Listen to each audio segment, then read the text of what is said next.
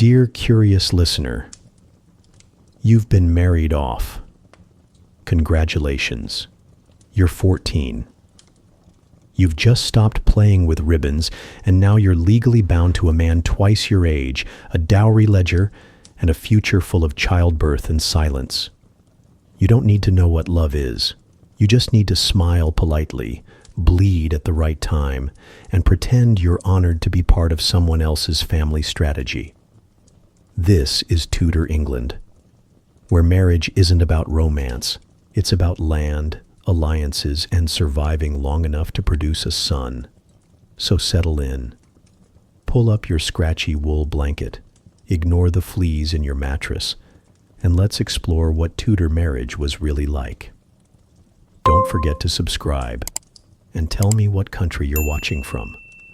I always love seeing where and when you're listening. Now, let's begin.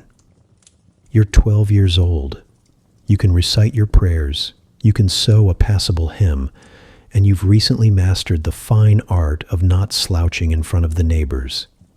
And now, you're engaged to a man you've never met, who might be 30 or 45. No one's quite sure.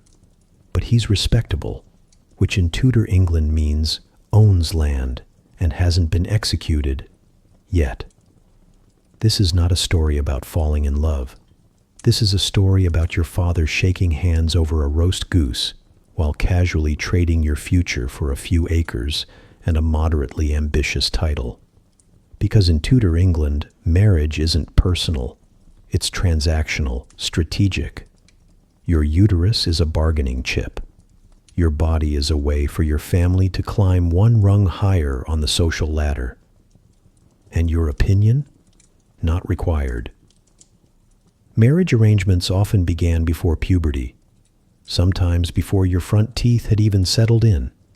If you were noble, your parents had likely been scheming since your cradle rocked. If you were common, the pressure came later. But the goal was the same: marry up, marry early, and marry usefully. Love matches were considered reckless, emotional, potentially disastrous, especially for girls. Because feelings, as everyone knew, got in the way of property negotiations. Instead, your father, or your male guardian, if he was indisposed or recently beheaded, would begin quietly shopping you around.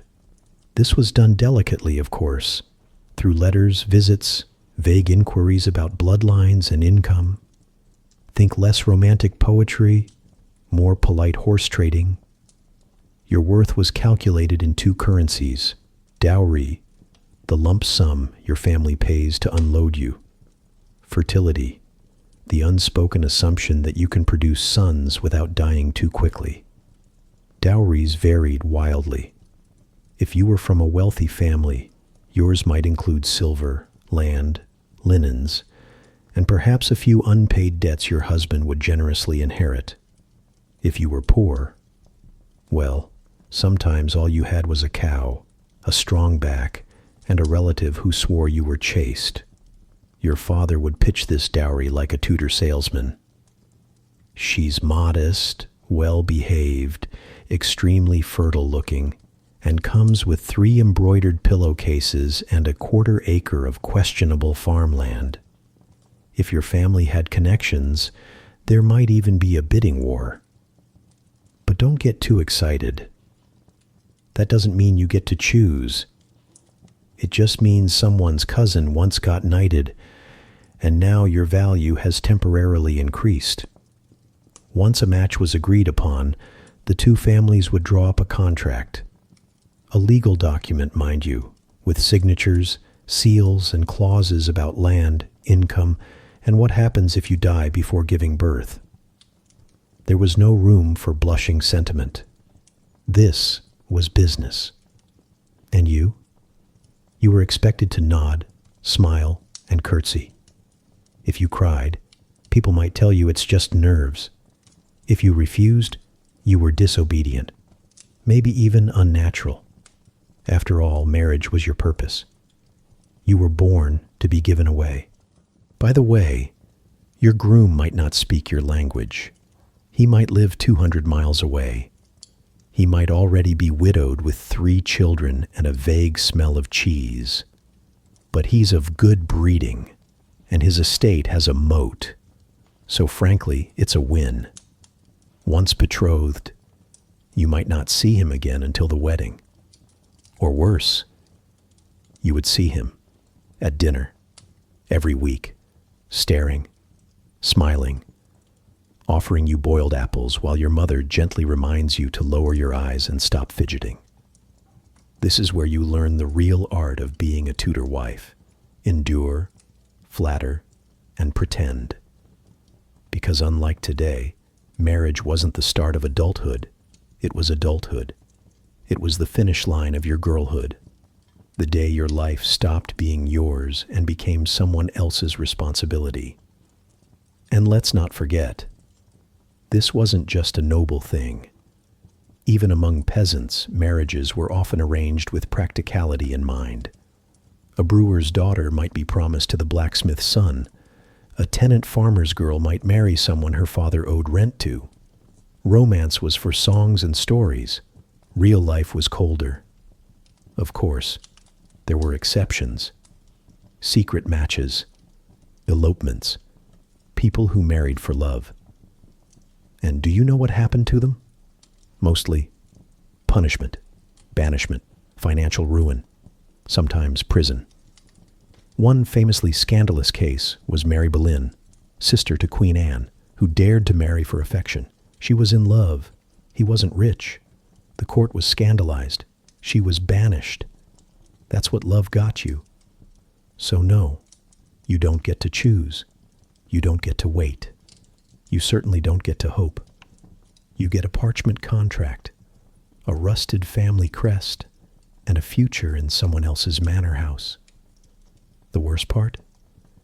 You're supposed to be grateful. Grateful your husband doesn't smell too bad. Grateful the dowry negotiations didn't fall through. Grateful your father didn't send you to a convent instead. You are 12, maybe 13. Old enough, they say, because in Tudor England, what matters most isn't how you feel. It's whether your marriage can produce heirs. And if it's legally binding before your next menstrual cycle. So smile, my dear. He's on his way. And try not to spill anything on your gown. It was part of the dowry. You're not married yet, not officially, but you've made a promise. And in Tudor England, that's almost the same thing. Not a whispered promise of love under moonlight, mind you. No, this one was in daylight, with witnesses, and possibly in the presence of your future mother-in-law, who smelled faintly of pickled herring and judgment. You may not know it yet, but you've just hand-fasted. Hand-fasting was the Tudor version of pre-marriage, a verbal agreement, a ritual of intent, sometimes solemn, sometimes casual, sometimes accompanied by a symbolic gift, a coin, a ring, a bit of ribbon, other times sealed with nothing more than eye contact and hope. And here's the fun part. If you consummate that hand-fasting, congratulations, you're married. No priest, no church, no choir singing in Latin. Just one slightly awkward moment of mutual agreement, followed by a considerably more awkward tumble in the hay. And voila, marriage, legally binding, forever. You could see why this got complicated. Now the church didn't like it, but they had to admit it counted. The moment two people of legal age exchanged vows, even in private, and then consummated it, the church was forced to acknowledge the union. Which is why so many couples in Tudor England had to clarify later. Yes, Your Honor, we did say we'd marry, but it wasn't that kind of promise.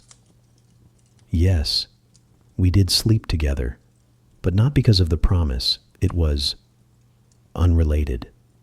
No one believed them. For women, the stakes were higher, and visibly so. Roughly 30% of brides were already pregnant on their wedding day.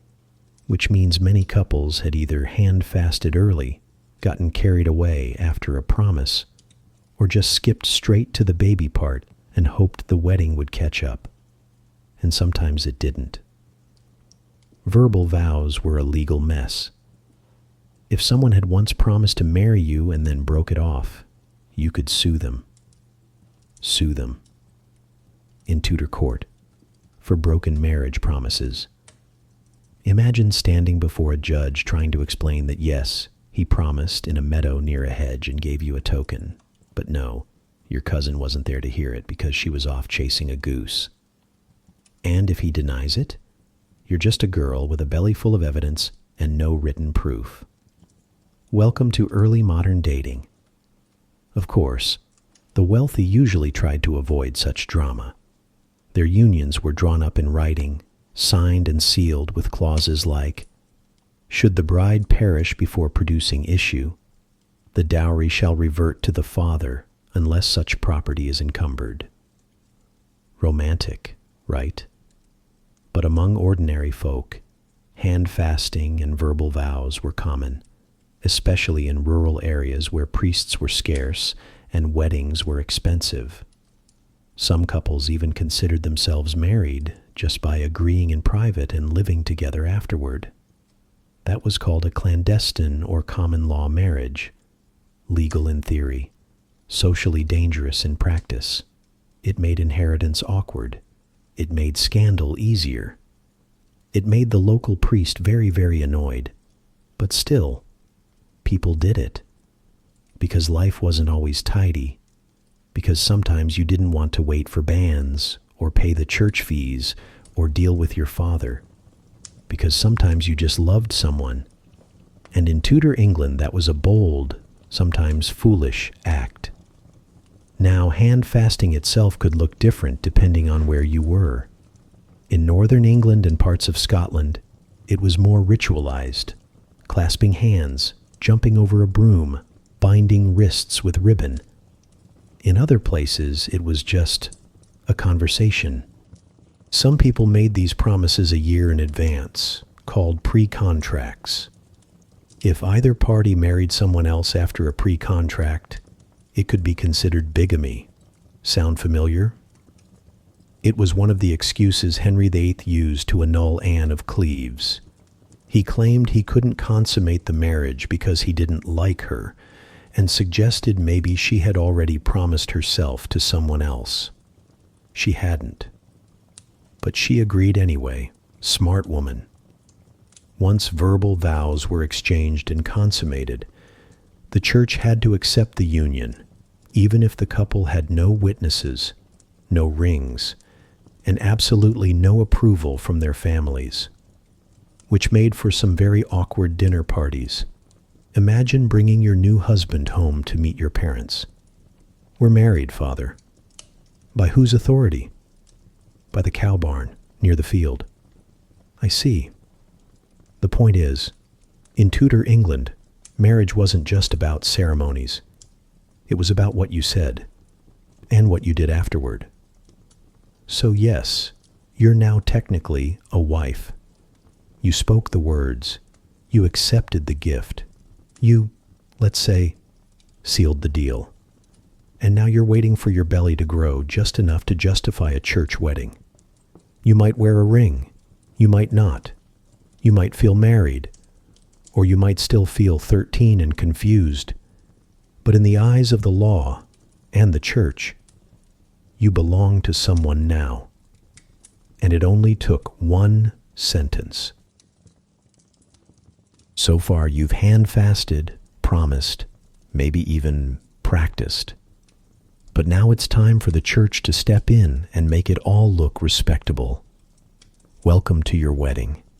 Not a dreamy affair with flowers and lace, more of a forced performance involving stiff fabrics, legal witnesses, and a priest who's already annoyed he had to walk here.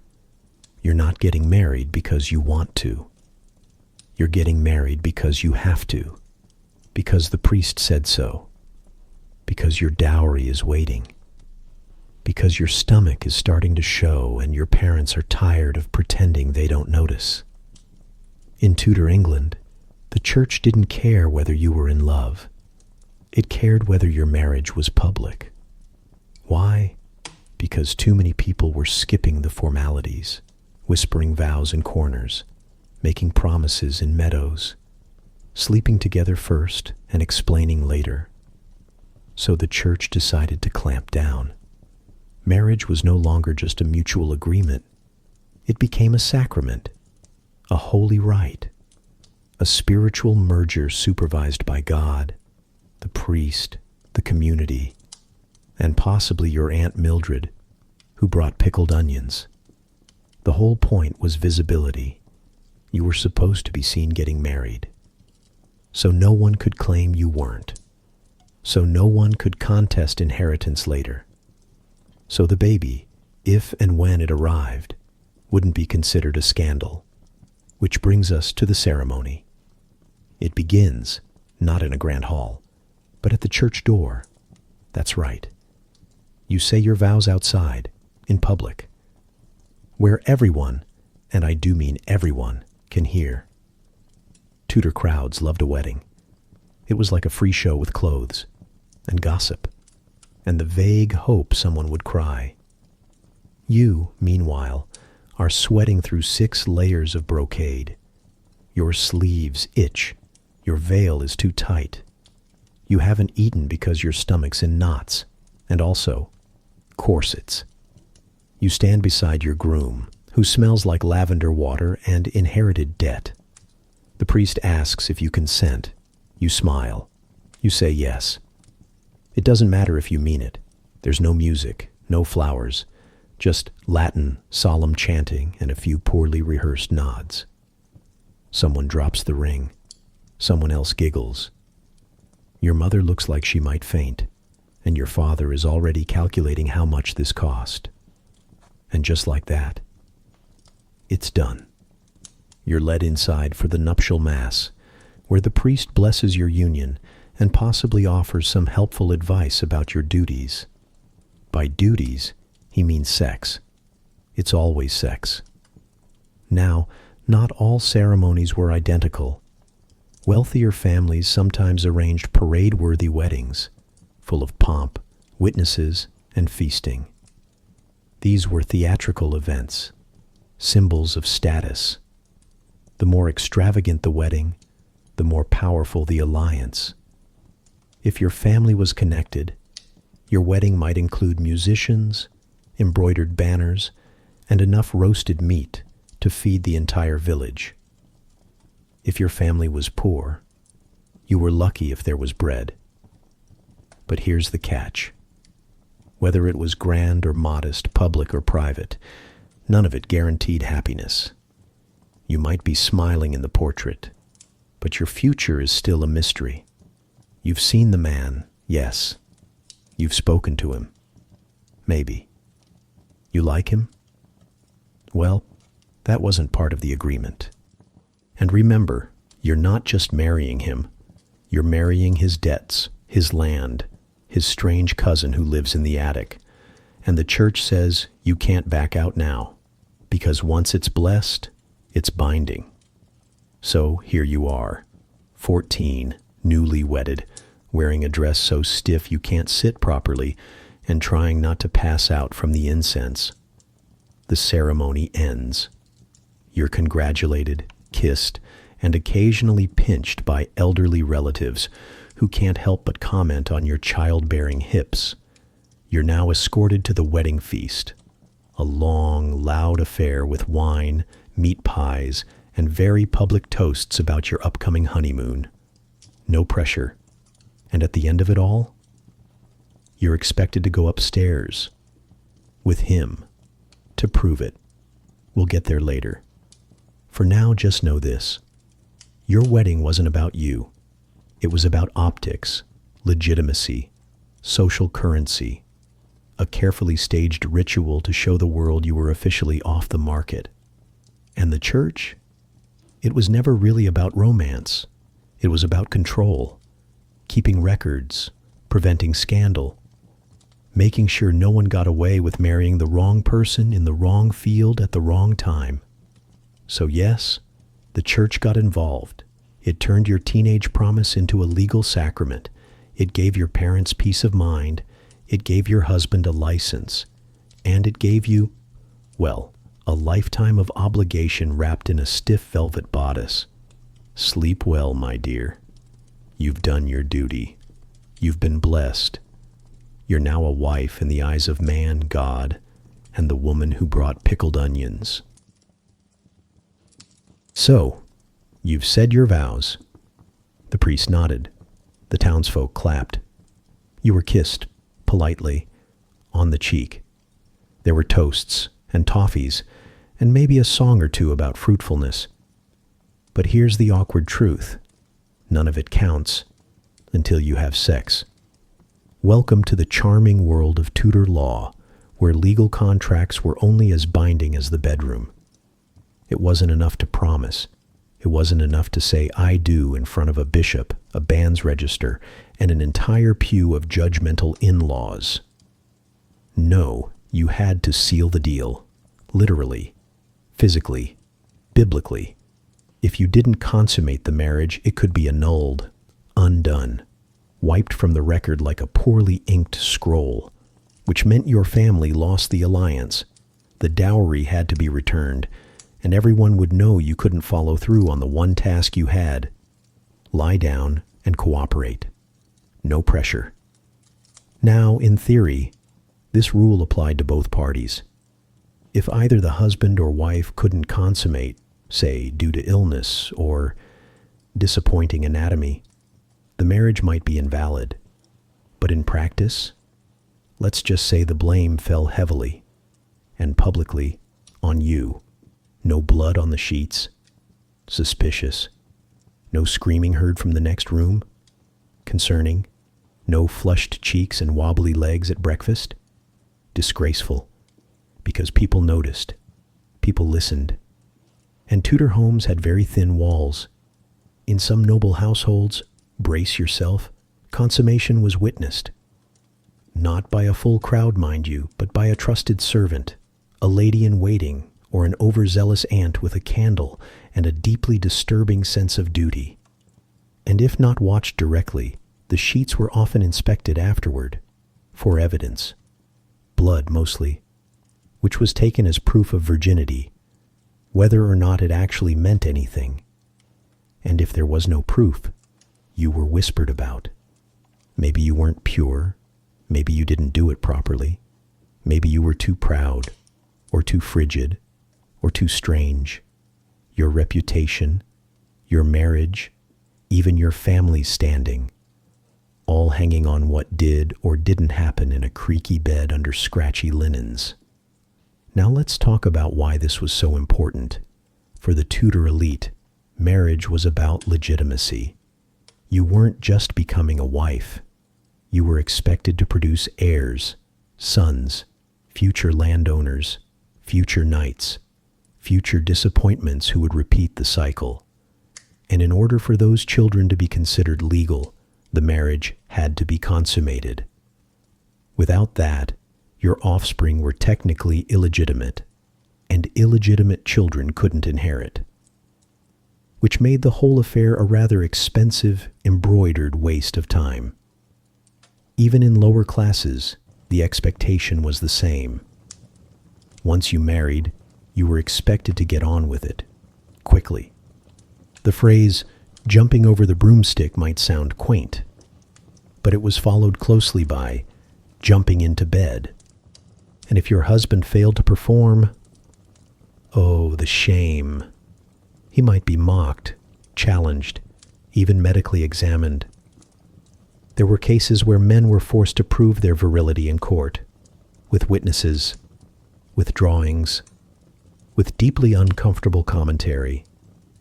But if you couldn't, or wouldn't, submit, you were the problem. You were unnatural, witch-like, uncooperative. Some husbands claimed their wives were cursed. Some said they'd been enchanted to feel ice cold, because naturally no respectable man would ever be at fault. Of course, all of this places a tremendous burden on a teenage girl, often married before she even understood what was expected of her. No one explained things gently. There were no pamphlets, no diagrams. Just a vague warning, a silent room, and someone else's breath in your face, and heaven help you if you cried. Crying meant resistance.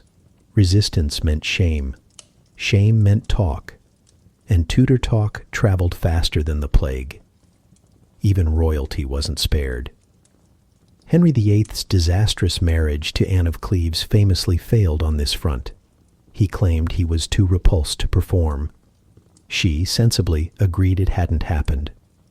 And the marriage was annulled. She walked away with a pension, a country house, and a lifetime of peace. Honestly, she won. But you don't have her options.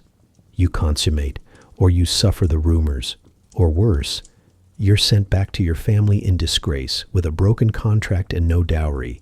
So tonight, the door closes. The candles flicker. The mattress sags. You lie still. You wait.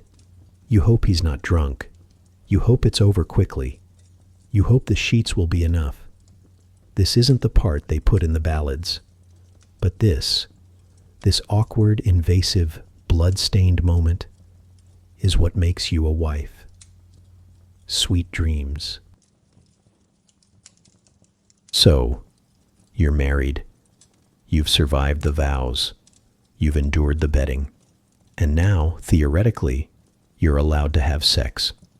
Not enjoy it. Just have it.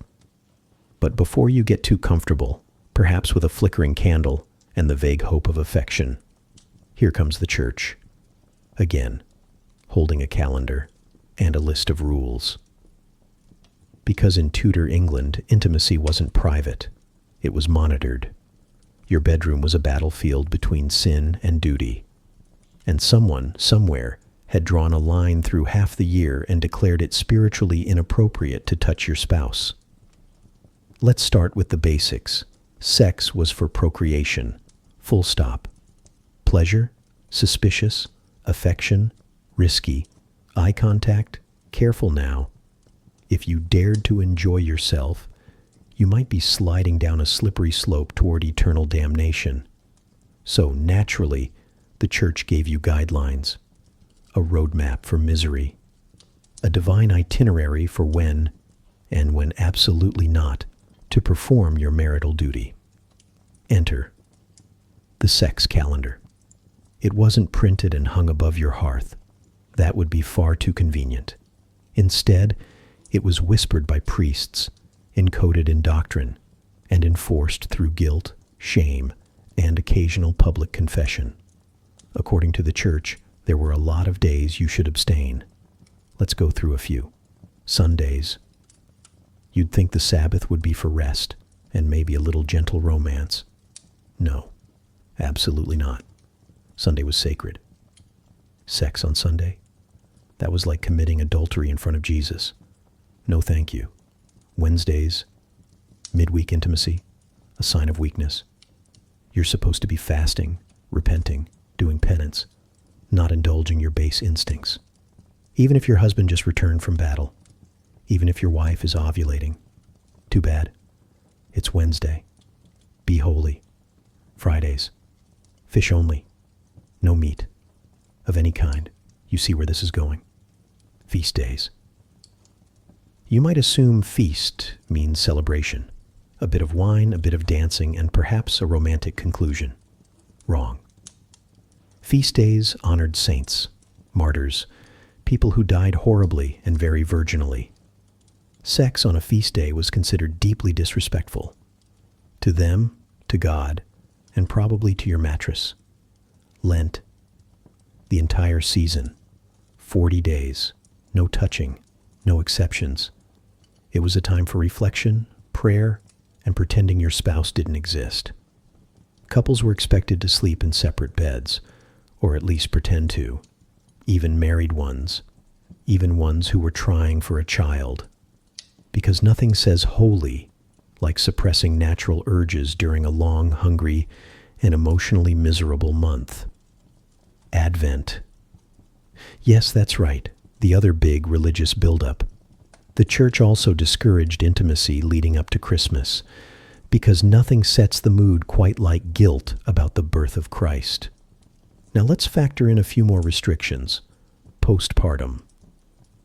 After childbirth, women were considered ritually unclean.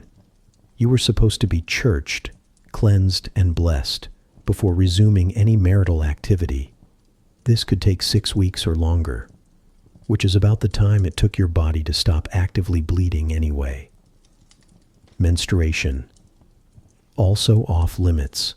It was seen as impure, dangerous, even toxic. Some texts warned that a man who slept with a menstruating woman would become spiritually and physically ill, or infertile, or grow extra fingers. Okay, maybe not that last one, but it wasn't far off. Illness or injury. Physical weakness was considered a sign from God to slow down. And not just at work. In bed too. You were expected to abstain until both parties were healthy, holy, and ideally scrubbed clean of sin. All in all, it's estimated that Tudor couples were allowed to have sex only about 1/3 of the year, which, mathematically speaking, makes bees and rabbits look practically sinful by comparison. Now, were these rules always followed? Of course not. People were people. They cheated, fumbled, whispered in the dark. But the rules were still there, looming. If anything went wrong, a miscarriage, a stillbirth, a scandal, someone would blame the calendar. You lay together during Lent, didn't you? You broke the Wednesday rule. That's why the child is sick. You sinned, and now we all pay. Even within marriage, sex was a source of shame. Confessors regularly asked married couples how and when they were intimate, not out of curiosity, at least not officially, but to ensure they weren't enjoying it too much. Missionary only, lights off, no noises, no laughter, and definitely no innovation. Anything else, passion, desire, mutual satisfaction, was suspect. Carnal, borderline demonic. So let's recap. You've survived courtship, a hand fasting, a wedding, and a consummation that was probably watched by your aunt. And now, you're married. Legally, spiritually. But you can only be intimate when the moon aligns with the church calendar, your body cooperates, and the nearest monk approves. Sex wasn't yours. It belonged to doctrine, to male authority, to the endlessly ticking clock of guilt and religious control. So, congratulations. Your marriage now includes a scheduling conflict. You're encouraged to breed, but not on the wrong day. You're expected to love your husband, but never too eagerly. Because in Tudor England, even pleasure had a curfew, and the holiest thing you could do in bed was nothing. So, you've done everything right. You said the vows, sealed the deal, and even bled like a good Tudor girl is supposed to. You've been dutiful, obedient, and only mildly terrified. But now something's gone wrong. You're not pregnant. You're still not pregnant. You're still not pregnant. And suddenly, people are looking at you differently. Your husband won't say it aloud, of course. He'll just mention that your complexion is a little pale, or that your appetite isn't what it should be, or that maybe your womb has too much cold in it, which is not a joke. That was a real diagnosis. Because in Tudor England, when a marriage broke down, the cause was obvious. You. Maybe you were barren. Maybe you were cursed. Maybe, scandal of scandals, you weren't even truly a virgin to begin with. Whatever the theory, one thing was certain. Your husband had options, and none of them involved asking you how you felt. Let's talk about annulments. Unlike divorce, which was nearly impossible without a royal decree, annulments were a loophole, a way to pretend the whole thing never happened. like ripping a page out of the parish register and whistling while you walked away. To get an annulment, all you had to do was claim something had made the marriage invalid from the start. Lack of consummation, prior contracts, impotence, spiritual kinship. Yes, that was a thing. If you had the same godparent, someone might cry incest. But these loopholes were rarely used for the good of women. They were weapons, legal escape hatches for unhappy men or ambitious families, or kings with wandering eyes. Let's revisit our old friend, Anne of Cleves. Henry VIII married her based on a flattering portrait, then saw her in person and panicked. He claimed she was unattractive, that he couldn't consummate the marriage because he was too disgusted, a diplomatic disaster, but also convenient, because no consummation meant he could annul the marriage. Anne agreed, wisely. She ended up with a generous settlement, 2 country estates, and the rare title of the king's beloved sister. Honestly, she played the game better than most. Now let's look at Catherine Howard, Henry's 5th wife. Young, beautiful, and doomed. Turns out she'd had past relationships, which was awkward, considering the king liked to believe he was the first, last, and only. When rumors surfaced that she wasn't chaste, that she had a lover before him, and possibly during, the scandal exploded. The marriage was declared invalid, and Catherine was executed for adultery. That's the Tudor solution. Didn't work out, wasn't real love, no problem. Just have your wife declared legally invalid, and sometimes dead. And yet men were rarely questioned. No one asked if he had fertility problems. No one inspected his sheets. If his wife failed to produce children, she was labeled a failure. If she produced daughters, still a failure. If she had miscarriages, probably a punishment from God. It wasn't just queens who suffered. Lower status women were quietly cast aside all the time. Let's say you married a minor noble. You bore him no children. After 5 years of silence and increasingly distant meals, he takes the matter to court. He claims you were already promised to another man, or that your uncle once made a spiritual vow with his uncle, and now you're somehow related. The court agrees. You're annulled. No compensation, no return to maiden status, no refund on your dignity, and if you dared to object, to write letters, to protest publicly, to claim mistreatment, you were labeled unstable, unwomanly, a danger to the social order. Sometimes Parliament stepped in. Yes, Parliament, as if your personal heartbreak required legislative oversight. In rare high-profile cases, especially among royalty, a full act of Parliament would be passed to dissolve the marriage. Very formal, very humiliating. Your name in public record as the wife who wasn't quite good enough. But more often, you just disappeared. You were sent to a distant estate, or a convent, or back to your family, who now had to explain why their well-matched daughter was suddenly a discarded wife. And don't even think about remarrying. Once annulled, your reputation was tainted. Who would want a wife whose first marriage ended in legal scandal? Clearly, there was something wrong with you. Even if you'd done nothing wrong. Even if your only crime was not producing an heir fast enough. Or flinching. Or not bleeding. Or just marrying someone who changed his mind.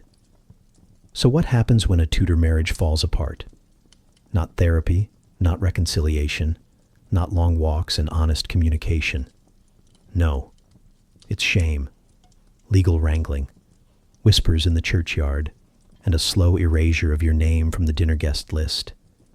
You may have worn the veil, you may have borne the pain, but when things go wrong, you become the footnote, the unfit wife. So smile, sit still, and pretend you don't notice when your replacement arrives. She's younger. She's healthy. She hasn't been blamed yet. So, you're married. Your body isn't yours. Your schedule is ruled by saints' feast days and ecclesiastical guilt, but at long last you've made it to the bedroom, which is a generous term. Because in Tudor England, a bedroom isn't a cozy private haven with embroidered sheets, soft lighting, and doors that close. It's a shared space, drafty, noisy, full of eyes, ears, rodents, and if you're very lucky, fewer than 3 chickens. Let's start with the bed itself. A fine marriage bed, if you're wealthy, might have carved posts and heavy drapes, the kind you close not for intimacy, but to keep the night air and flies out. If you're poor, it's straw, stuffed into a ticking sack, set on a wooden frame, or ropes actually. Ropes that sag like your hope for a good night's sleep. And those ropes, they loosen with time, so you'd need to tighten them regularly. Hence the phrase, sleep tight. Congratulations, you've just learned the etymology of discomfort. And under that lumpy mattress, fleas, so many fleas. They burrow, they bite, they make love even more awkward than it already is. You scratch, he scratches. Everyone in the house scratches. It's a symphony of itchy misery. What about the sheets? They're linen, if you're lucky. Hemp, if you're not. Slightly yellowed from washing in lye, cold in winter, stiff in summer. Decorative only in the sense that your mother-in-law picked them out and expects grandchildren within the month. Now, the smell. Oh, the smell. You've got unwashed bodies, chamber pots tucked under the bed, a corner chicken coop, yes, really, and that one cousin who snores through his mouth and his nose somehow, because privacy isn't a right. It's not even a suggestion. The whole house is listening. Tudor homes weren't known for their insulation. Thin wooden panels, woven rush mats on the floor, and a total lack of soundproofing meant that everything could be heard. The bed creaks. Everyone knows. You whisper sweet nothings. Everyone hears. You cry softly because you're 16 and overwhelmed. Mother-in-law assumes it's passion. She'll smile at you in the morning and ask how you slept. You'll lie. And the room itself? If you're lower class, you share it. With siblings, children, apprentices, occasionally livestock. Imagine trying to consummate your marriage while a goat watches. Quietly, judgingly. Welcome to romance. If you're upper class, you still don't get much peace. Servants come and go. Maids stoke the fire. Pages fetch your lord's nightcap. And yes, someone might be there to witness the bedding, to ensure it's legitimate, to check, discreetly or not, whether you were properly broken in. Intimate? No. Sacred? Barely. Mostly it's just cold, uncomfortable, and thoroughly practical. If the bed has been blessed, that just means a priest muttered a few Latin phrases over it and sprinkled some holy water. Doesn't help the fleas, doesn't fix the sag, doesn't make your husband smell better. You light a candle? Too indulgent. Candles are expensive, fire is dangerous. Romantic lighting wasn't invented yet, and frankly, you don't want to see everything. Tudor marriage bedrooms weren't made for pleasure. They were functional. The goal wasn't emotional connection. It was procreation, duty, staying warm, and trying not to roll off the side when the ropes gave out. And if you happen to cry after, well, maybe the goat didn't notice. Maybe your mother-in-law will assume it's joy. Maybe no one will say anything until you fail to get pregnant. Then they'll bring up your attitude, your moodiness, your failure to bond, because clearly you must not be doing your part. Maybe if you'd smiled more. Maybe if you'd lifted your nightgown more enthusiastically. Maybe if you didn't flinch when he reached for you after spitting into a cloth as his version of foreplay. Comfort was not a marital concern. Neither was romance. The bedroom was a site of reproduction, obedience, and deeply audible discomfort. Even royalty wasn't spared.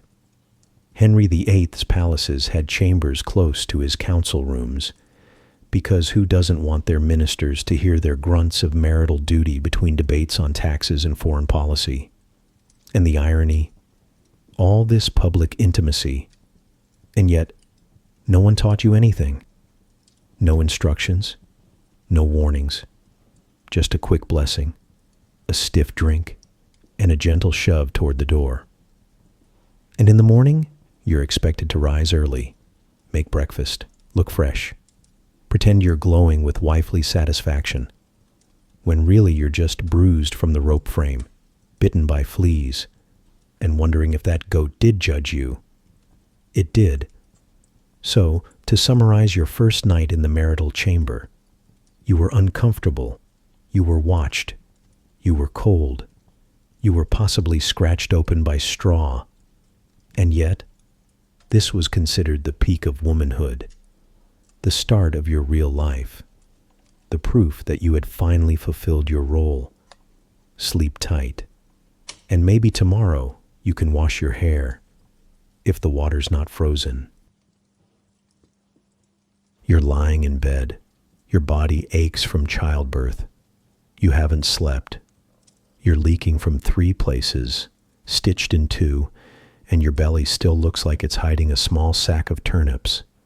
And your husband wants you. He doesn't ask. He doesn't need to. Because in Tudor England, your body isn't yours. It's his. By law. By custom. By the divine wisdom of men in robes who've never actually seen a uterus, but have very strong opinions about what one should do. This was the reality of conjugal rights. Once married, a woman's body became her husband's legal property.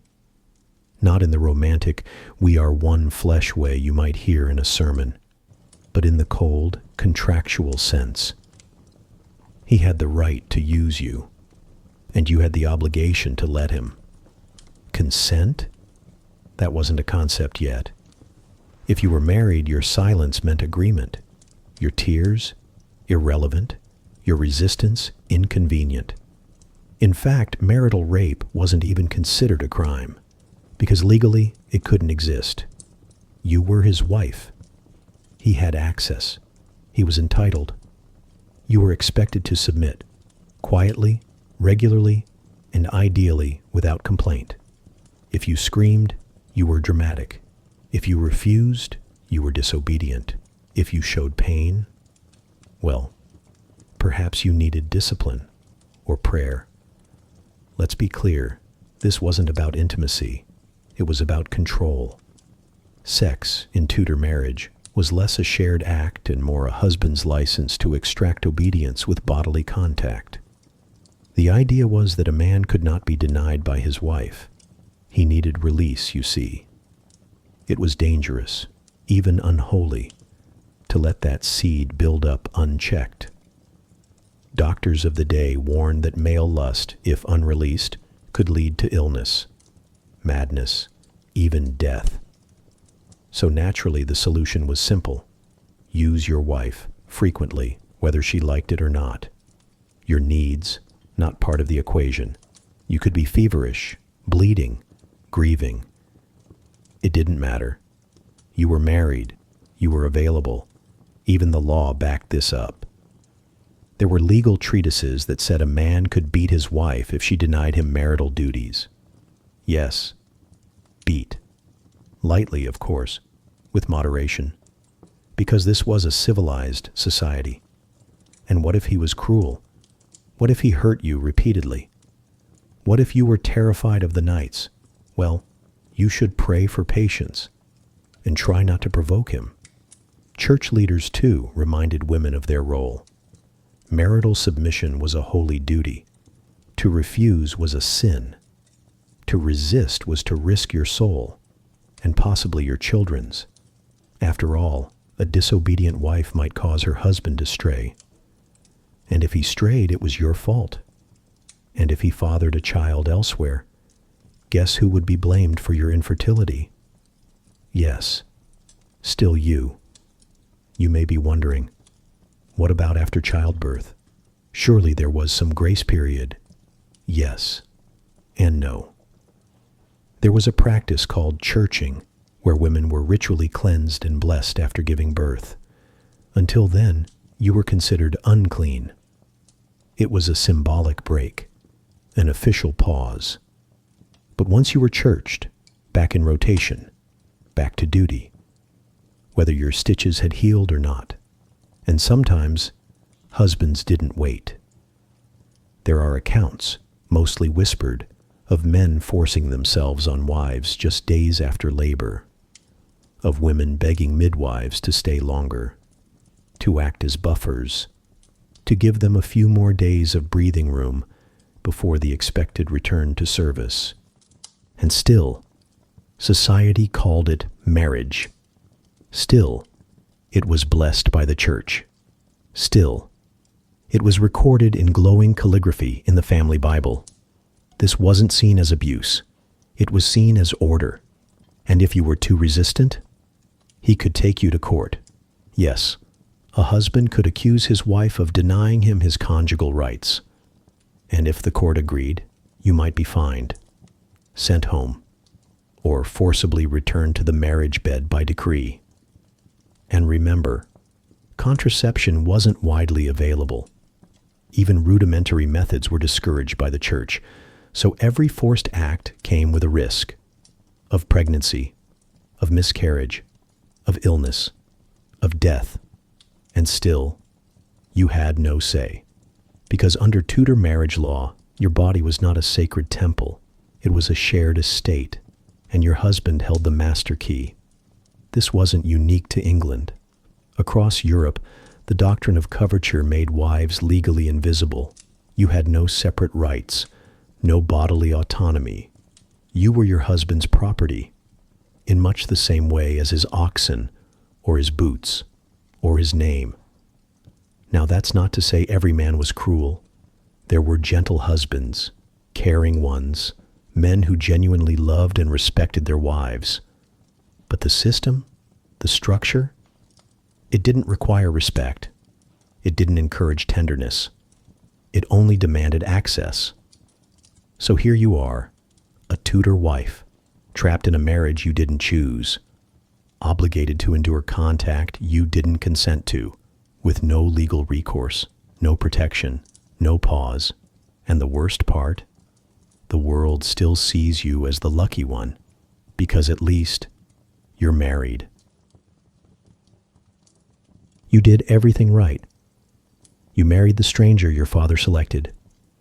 You endured the rope bed, the fleas, the uninvited audience. You bled, flinched, submitted, ideally in that order. And now, you're pregnant. Congratulations. You've officially moved into the next phase of Tudor womanhood, reproductive roulette. You are now carrying what everyone hopes is a male heir, a financial future, and the proof that God hasn't cursed your womb. But let's be clear, you might not survive it, because in Tudor England, childbirth was the ultimate gamble. There were no hospitals, no antibiotics, no anesthesia, just superstition, midwives, and a lot of screaming into wooden beams. Let's start with the statistics. Roughly 1 in 20 women died in childbirth. And that's just the official guess. The truth is probably worse, because nobody really kept careful records unless you were royal. Your risk of death increased if you were underage, and many were. It was your first child. It was your 5th child. It was a Tuesday. Mercury was in retrograde. Really, just being female was enough. You'd think that being a queen would help. Better food, better doctors, better prayers. But no, let's talk about Jane Seymour, Henry VIII's third wife. She finally gave him a son, Edward, the great Tudor hope.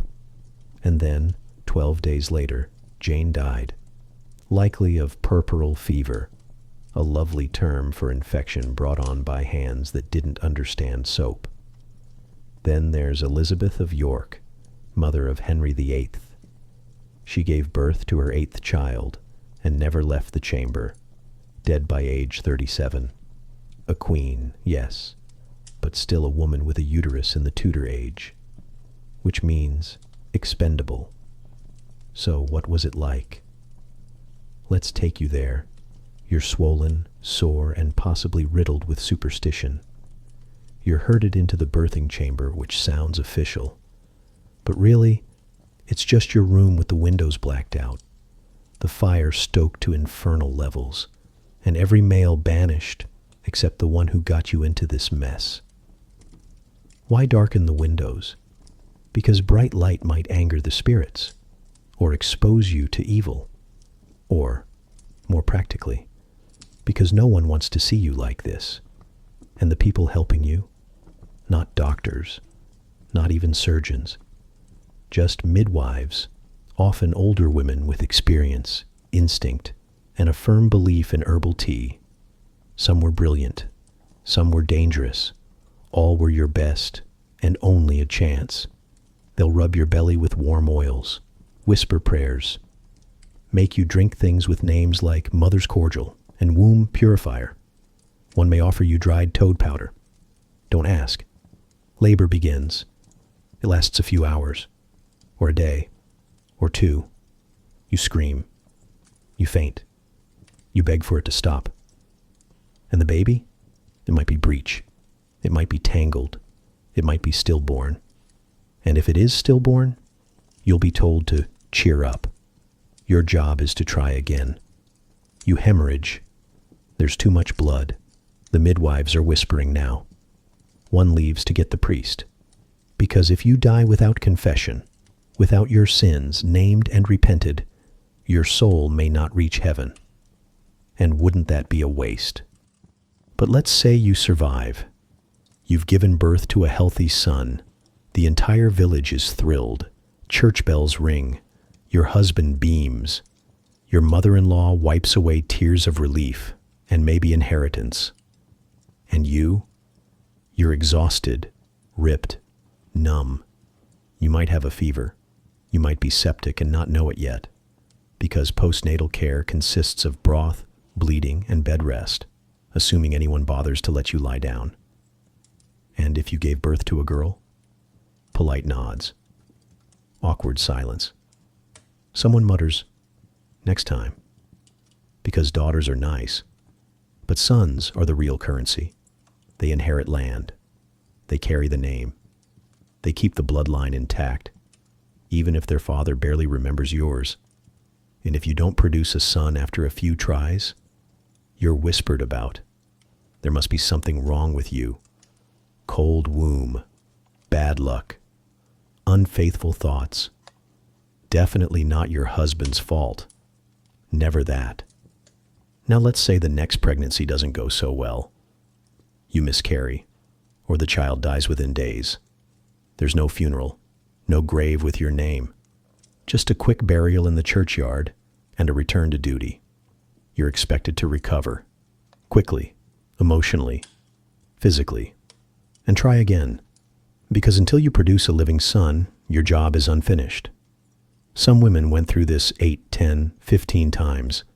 By the end, their bodies were wrecked, their minds broken. And if they died in childbirth, well, at least they died fulfilling their purpose. That's what you were told. From the cradle to the grave, a Tudor woman was expected to do one thing well: create more Tudors. Healthy, male, land-inheriting Tudors. If you succeeded, you were praised. If you failed, you were pitied or quietly replaced. You might wonder why more women didn't rebel. Some did, quietly, with herbs, with prayers, with strategic headaches and whispered bargains with midwives. But most endured, because there wasn't another path. You couldn't own property. You couldn't join a guild. You couldn't remain unmarried without being called a burden or a witch. So you married, and you bore children, and you hoped, desperately, that you wouldn't be next. So, you've done it all. You married the stranger. You did your duty. You endured the fleas, the calendar bans, and a mattress stuffed with straw and bad decisions. You've wept into a bucket during childbirth. You've bled, broken, and blessed the parish with your silence. And yet, months pass, years maybe, and your belly remains tragically flat. Now the whispers start, because in Tudor England, if there are no babies, it's not a shared issue. It's not a quiet matter for two people to discuss. It's your fault, always. The womb, your womb, is the center of the universe, a holy vessel, a sacred oven. If nothing comes out of it, well, clearly something's wrong with you. Your husband? He's fine. He's a man. He has seed. He once fathered a child with a tavern girl in 1536, so obviously he's functioning just fine. But you? Suspicious. Is your blood too cold? Did you anger God? Did you think lustful thoughts about the stable boy? Have you been cursed? You might be told your womb is tilted, backward, upward, sideways, which is clearly a moral failing. Maybe your humors are out of balance. Too much black bile, too little faith, too many onions. They may recommend solutions. Drink boiled rabbit marrow. Sleep with a fertility stone under your pillow. Pray more, bleed less. Don't ride horses, do ride horses, depending on the moon. None of this works, of course, because the problem may not be you. It might be your husband's age, or his general dampness, or the syphilis he insists he doesn't have. But are there tests for him? No. He's a man. Testing him would imply he isn't virile, and Tudor masculinity does not tolerate doubt. He can drink, gamble, sweat, limp, cough blood, and father nothing for a decade. Still, it's your uterus on trial. And make no mistake, your entire identity rests on your ability to reproduce.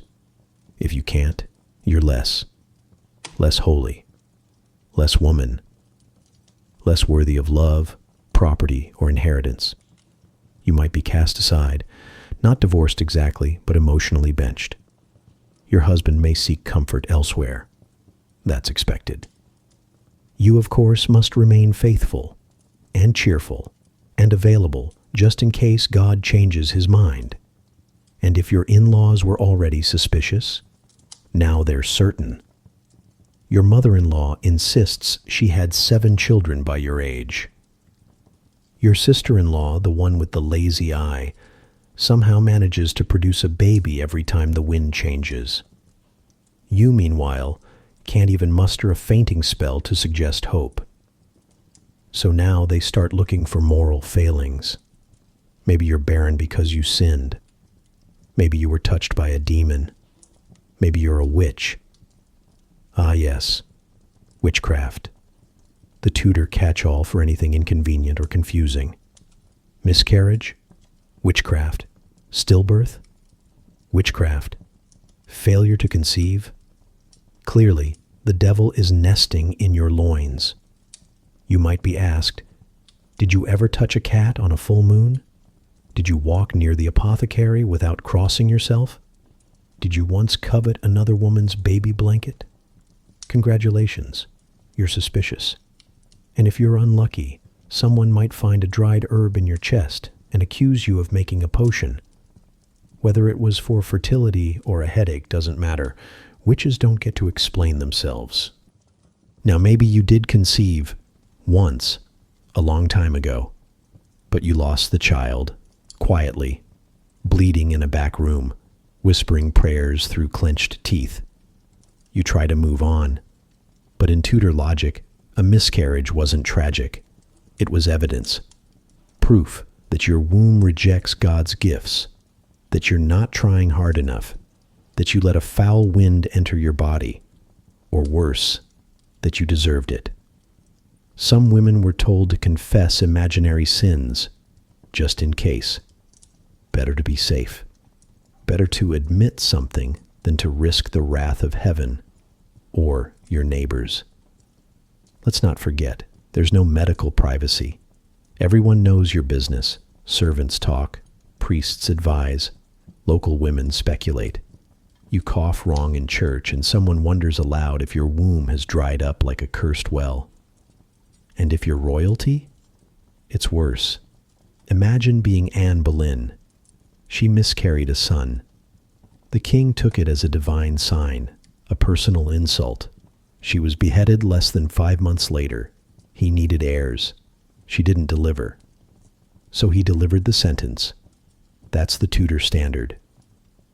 You are valued not for your thoughts, or your soul, or your affection, but for your output.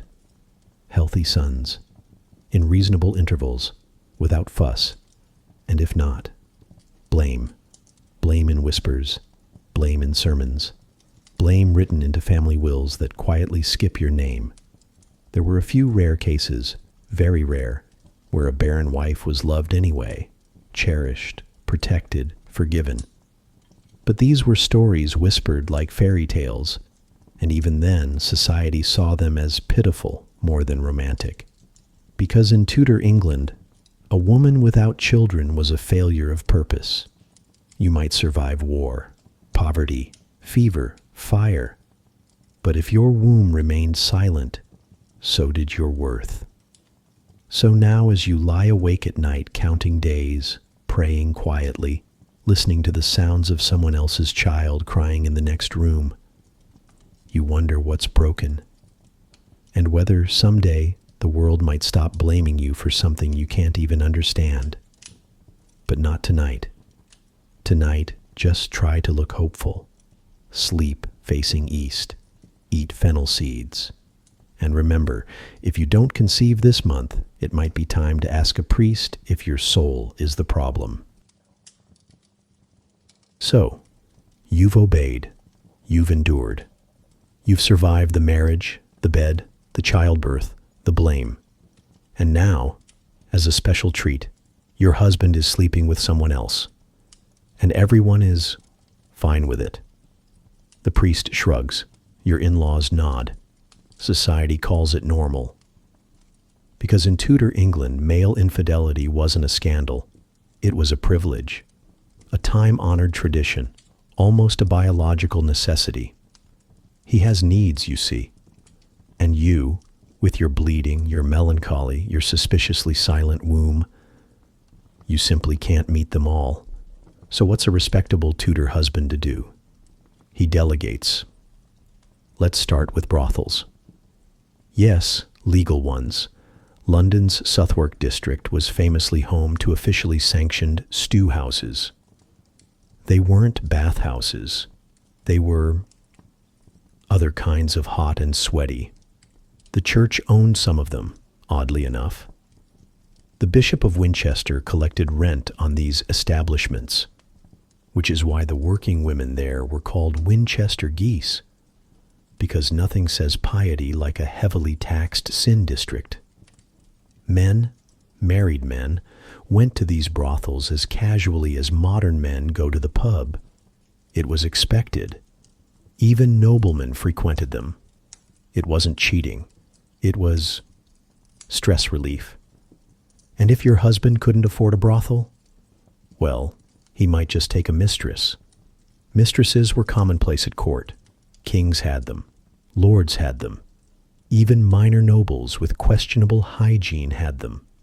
Some were short flings. Others became long-term companions, elevated in status, dressed in silks, gifted homes and land. Gifts like jewelry, horses, or an entire manor. Yes, your husband might give his mistress a house while your roof leaks and your gown smells like pickled onions. You don't protest. You can't protest. Because if you speak out, you're seen as jealous, shrill, ungrateful, even dangerous. Tudor society prized male sexual freedom and female silence. He's sowing oats. You're expected to hoe the moral field in a full corset with a smile on your face. But let's say you cheat. You, the wife. Not because you're wicked. Not because you're bored. Maybe just because you want some tenderness. A real touch, a kind word, something resembling desire instead of obligation.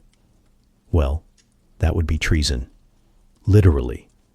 A woman's affair could be interpreted as treason, especially if she was noble or royal, because children born of that affair might interfere with inheritance, with bloodlines, with dynastic legitimacy. Your womb wasn't just your problem. It was national security. So if you stepped out of line, even once, the consequences were severe.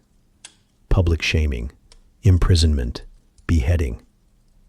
Let's ask Catherine Howard, Henry VIII's fifth wife. Young, vibrant, foolish enough to seek affection outside a deeply aged, suspiciously ulcered king.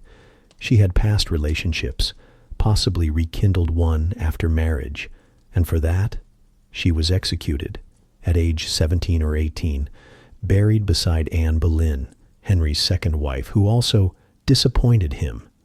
So yes, your husband might parade his mistress at court, while you pray not to sneeze near the wrong man. Even common women weren't spared. If a wife was caught cheating, she could be publicly whipped, branded, paraded through town on a cart with adulteress scrawled across her shift. Men, of course, received no such treatment. They might get a firm talking to, maybe a priestly warning, or a quiet nod of male solidarity. And here's the bitterest part. Sometimes you were expected to forgive him, especially if he was powerful, especially if your livelihood depended on him, especially if he did it politely, with gifts, a new bracelet, a small cottage for your cousin, an apology in the form of not blaming you this time for the lack of sons. If you were royal, forgiveness wasn't just suggested, it was enforced. Divorcing him? Don't be ridiculous. You'd lose everything, your children, your income, your head. So you smiled, you curtsied. You hosted dinners with the mistress sitting 2 seats away, sipping wine from your goblet. And you were expected to be gracious, because he's a man, and you're a wife. And that's the contract. To recap, your husband can cheat. You cannot. If he cheats, he's human. If you cheat, you're subhuman. And if you both cheat, he's forgiven. You're forgotten. Because in Tudor marriage, love wasn't the point. Loyalty wasn't mutual. Power wasn't shared. He gets freedom. You get duty. He gets options. You get blame. Even your body, remember, wasn't truly yours. So why should your heart be? But don't worry. You'll get used to it. Eventually, you'll learn how to avert your gaze when he kisses her hand, how to smile when they laugh in the hallway, how to pretend you don't notice the new silk bonnet, too fine for a servant, too loud for discretion. And one day, if you're lucky, you'll be old enough to be left alone. No more mistresses, no more childbearing, just you, your memories, and a quiet bedroom far away from anyone's grunting. Sleep now, dear Tudor wife. Your virtue has been preserved, your pride gently worn down, and your husband? He's probably still out, getting it out of his system. So, you've had a baby. Congratulations again. You screamed for 19 hours, nearly bled out, bit your tongue in pain and humility, and now, at last, your baby is here. But before you can even blink, the midwife has swaddled the infant, whispered a blessing, and passed it directly to someone else. Because in Tudor England, having a child and raising one were considered entirely different occupations, especially for you, a well-bred, well-married woman of means. Your role was to produce the air, not to wipe its nose. Let's begin with wet nurses. If you're upper class or even modestly comfortable, you're not expected to breastfeed your baby. Why? Because breastfeeding is considered earthy, physical, too connected to the body, and heaven forbid you keep connecting with that after childbirth. Also, it might ruin your figure and interfere with future pregnancies. And honestly, who has the time? So, off the baby goes, to a woman hired to suckle it, preferably a clean, healthy peasant with a good moral reputation and enough milk to feed a small village. You'll receive updates, sometimes, from a servant, who got it from the nurse, who heard it from the maid, who last saw the baby somewhere near the garden, hopefully breathing. Then there are governesses, tutors, nannies, and chambermaids, a rotating staff of professionals who will dress, bathe, teach, and reprimand your child for you. You, the mother, might step in for big events, a name day, a portrait sitting, the occasional birthday if it doesn't conflict with church obligations or gout, but mostly you remain at a distance, not because you're cruel, because that's how it's done. Too much affection is considered dangerous, especially if you're noble. It makes the child soft, weak, sentimental. And this is Tudor England, where softness gets you eaten, metaphorically or politically. So instead of cuddles, they get structure. Instead of lullabies, they get Latin. This was particularly true in royal households. If you're a queen, you'll probably see your child once a week, through a veil, flanked by bishops.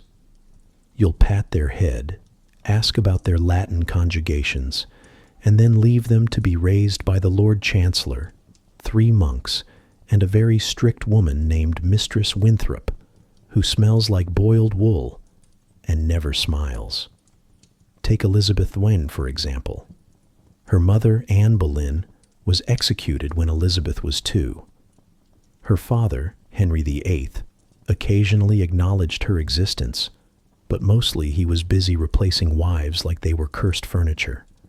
Elizabeth was raised by governesses and tutors. She learned French before she learned tenderness. She understood policy before affection. She wrote poetry, alone. Why such distance? Because of death. Child mortality rates in Tudor England were, well, let's say motivationally low. As many as 1 in 3 children didn't make it past their 5th birthday. They died of everything: fever, teething, dirty water, a neighbor sneezing, gravity, bad air. The logic was simple. Don't get attached. Don't get sentimental. Don't name the child after your mother until it survives at least 2 winters and can sit upright without fainting. So if a child dies young, you're expected to move on quietly, say a prayer, light a candle, try again. Mourning is fine, in theory, but you don't wear black for months, you don't skip church, and you definitely don't sob in public. That's undignified and possibly unholy. Even when children survived, parental affection was kept formal. Think, gentle head pats, stiff posture, letters signed, "Your loving mother," sent from 3 counties away. Take Henry VII, for example. When his son Arthur died in 1502, reports say Henry collapsed with grief. But that was private. Publicly, he was composed, proper, regal. Emotion was fine in theory, but in practice, it was something you channeled into duty, not tenderness. Now let's shift slightly. If you were lower class and couldn't afford wet nurses or governesses, you did raise your children yourself.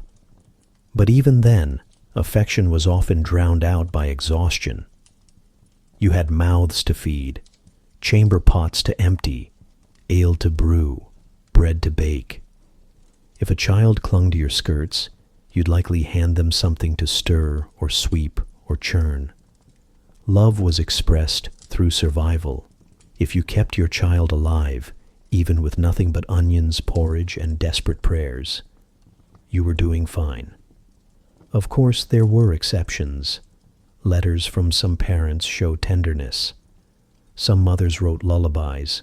Some fathers wept when sons went to war.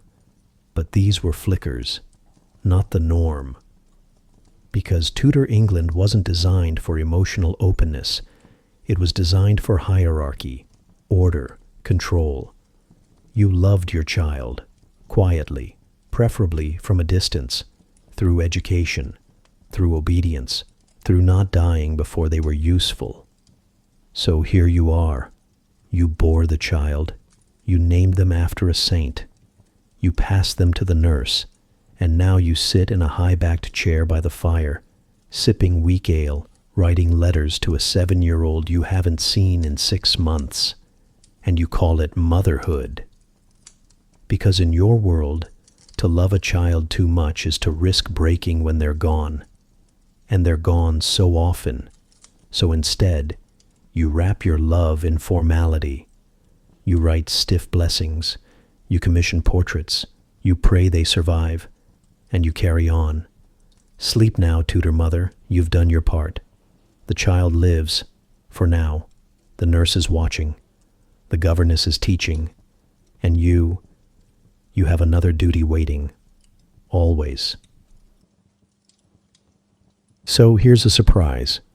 After all the contracts, the dowries, the inspected bed sheets, the forced smiles, the public betrayals and private tears, occasionally, just occasionally, love showed up anyway. Not the soft focus, violins and roses kind, but a brief flicker, a warmth, a stolen glance in a cold world. It didn't happen often, and when it did, it usually went badly. But still, even in Tudor England, romance had a pulse. It just needed to stay very quiet. Let's start with the rarest of the rare. Royal affection.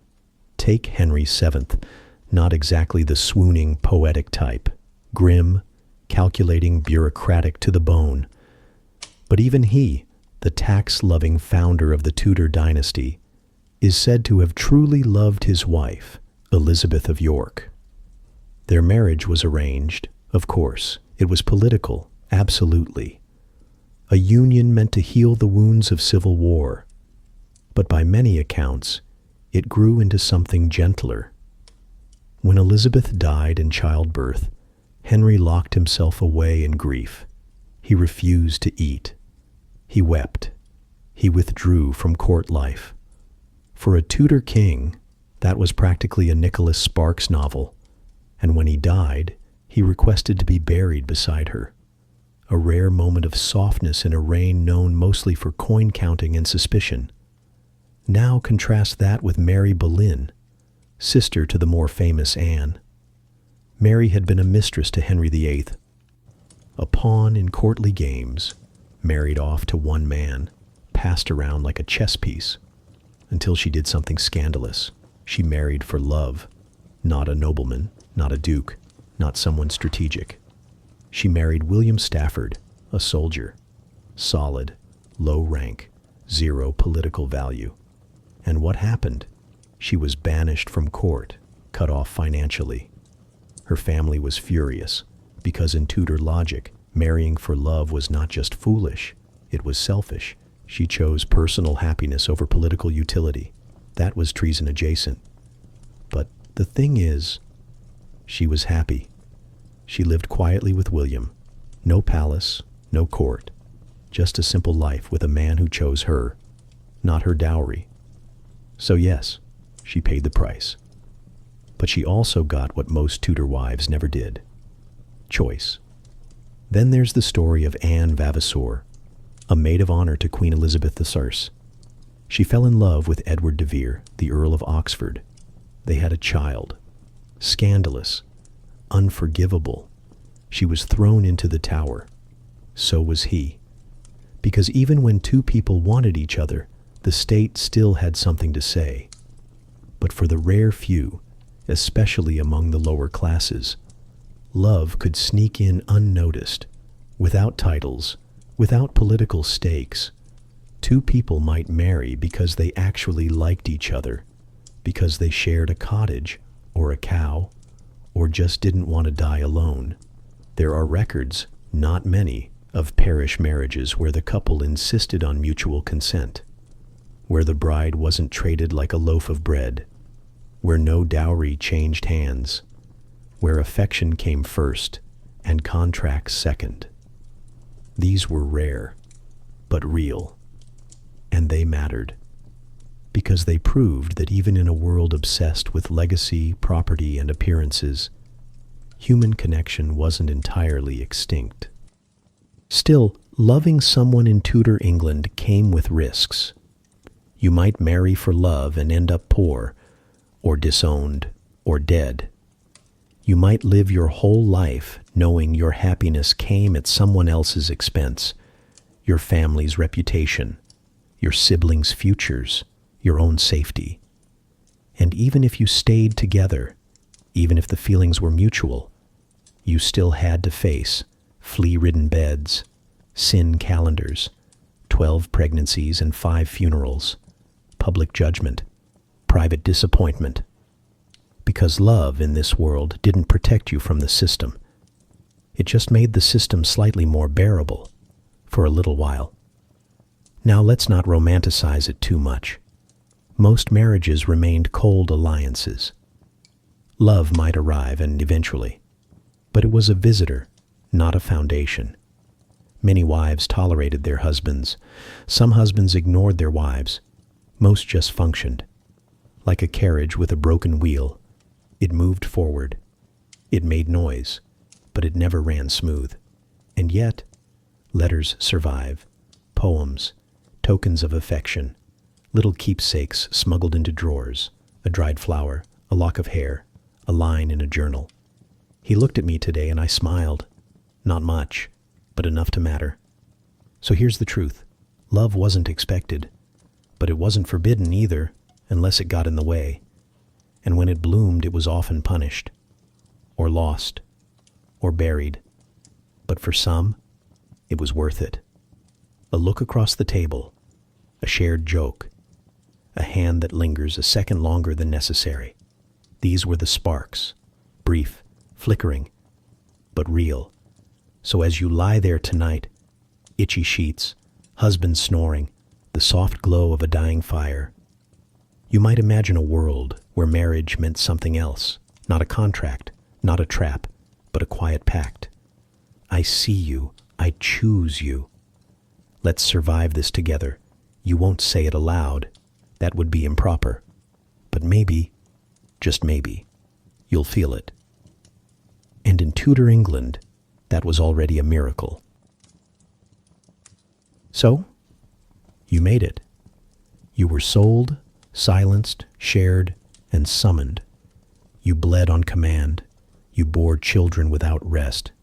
You folded yourself into the shape of obedience and called it virtue. And somehow, against the odds, you survived. Congratulations, Tudor spouse.